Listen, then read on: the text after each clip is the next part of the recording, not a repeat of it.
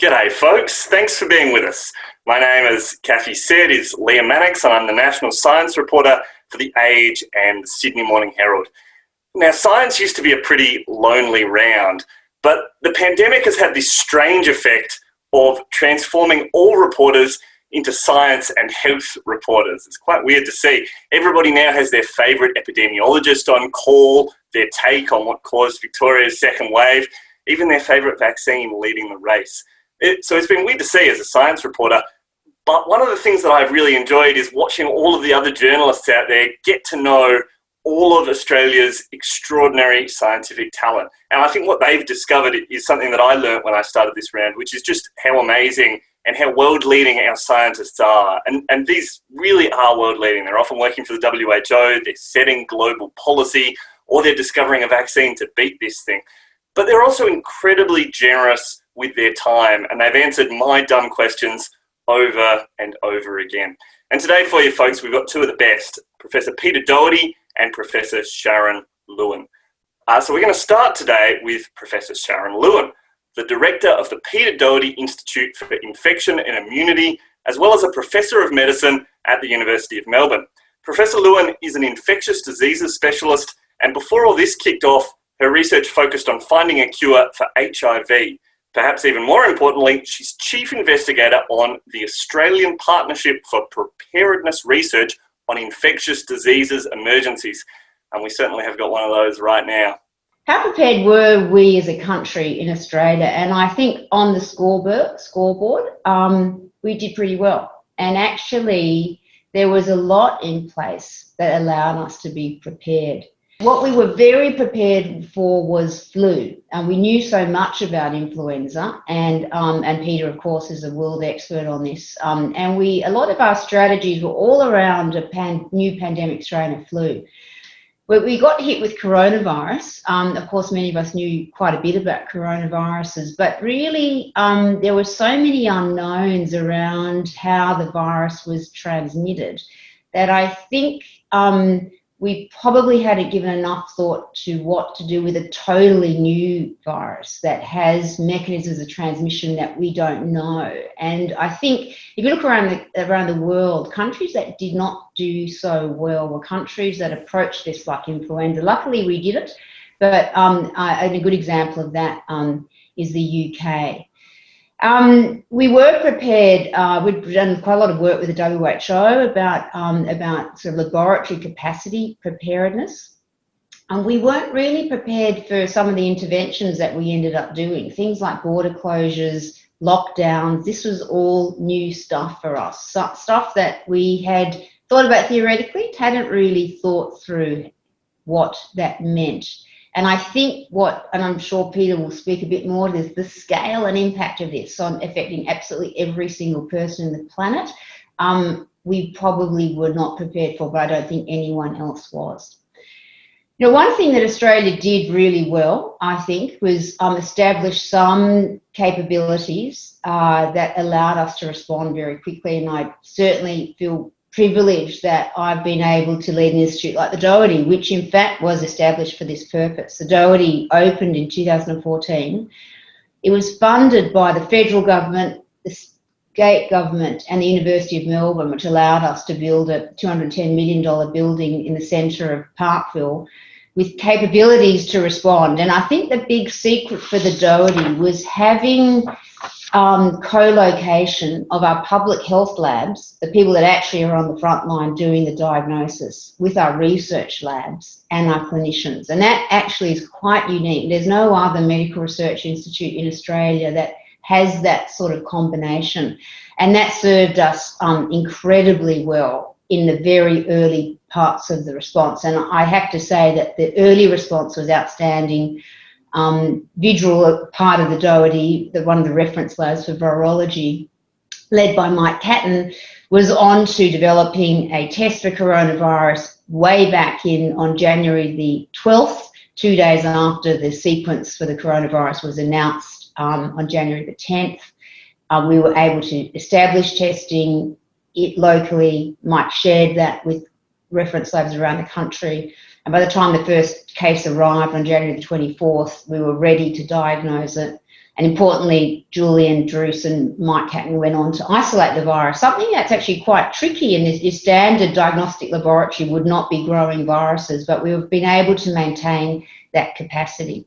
We all know about the problems in the US with testing and delays in testing and establishing a testing framework, and still many countries struggling with this. And at one stage in February, we were doing more tests here at the Doherty than what was being done in the entire US. So we responded really well on that front. We've done a lot of other stuff at the Doherty, leading national trials on interventions, observational studies to understand the immune response, working on a number of vaccines that are in preclinical development that we hope to get into phase 1 trials.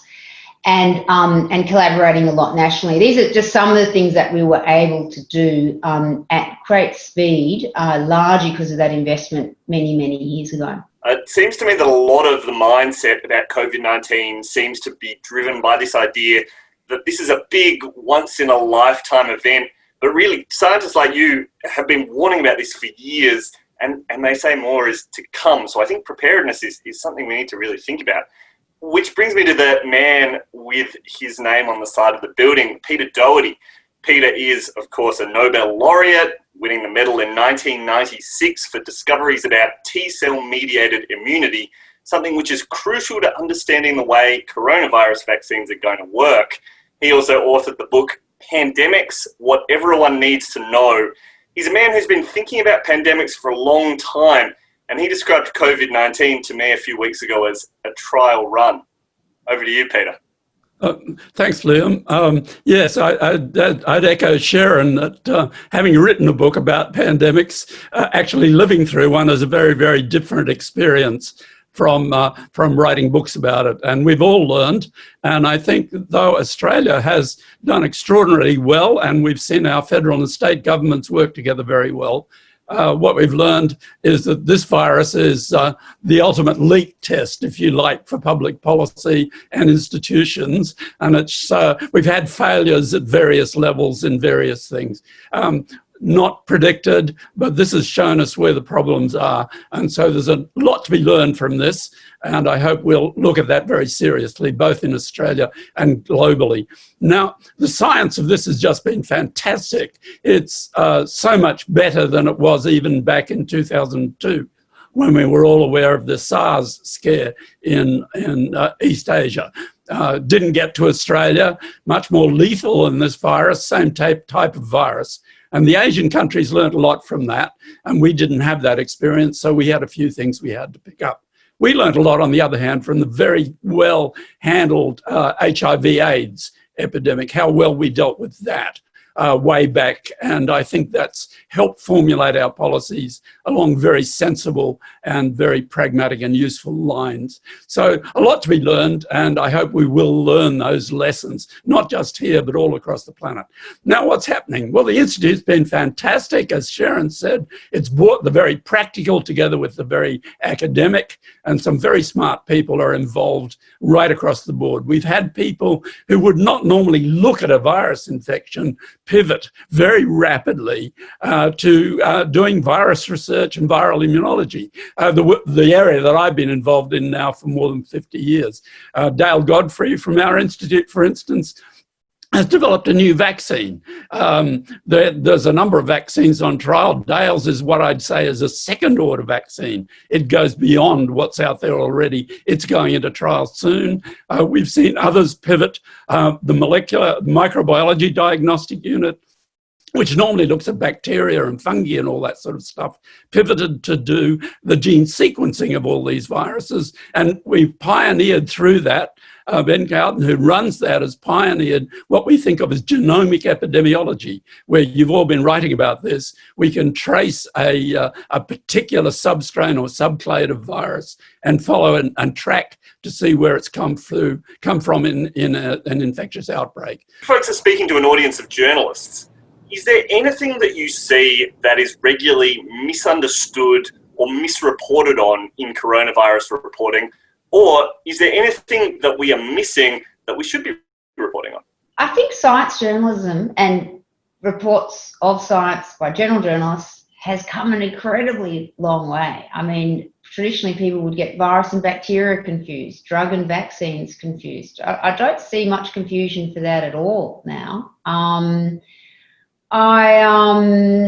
think some of the explainers out there have been excellent on the drugs and epidemiology. Very, very useful, clear communication. I'm struggling to think about things that I think have been done poorly. I think that the real concern in public communication for me has been more around social media than in the general media.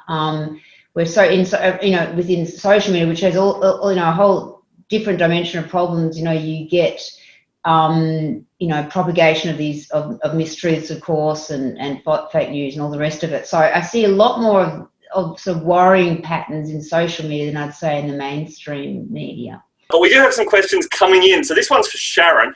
Sharon, when you look at the suite of programs you're working on, is there one idea or technology or program that you really think can have a significant impact in the medium term?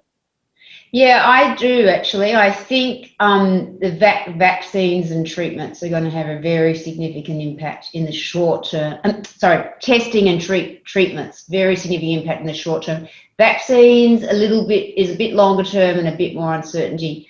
I think on testing, we will see very dramatic changes. I talked a little bit about what we did at the beginning with, Vidril developing the standard nasal swab PCR test, scaling that up massively, making it simpler, and getting engagement with private pathology. But where we're moving now is on saliva.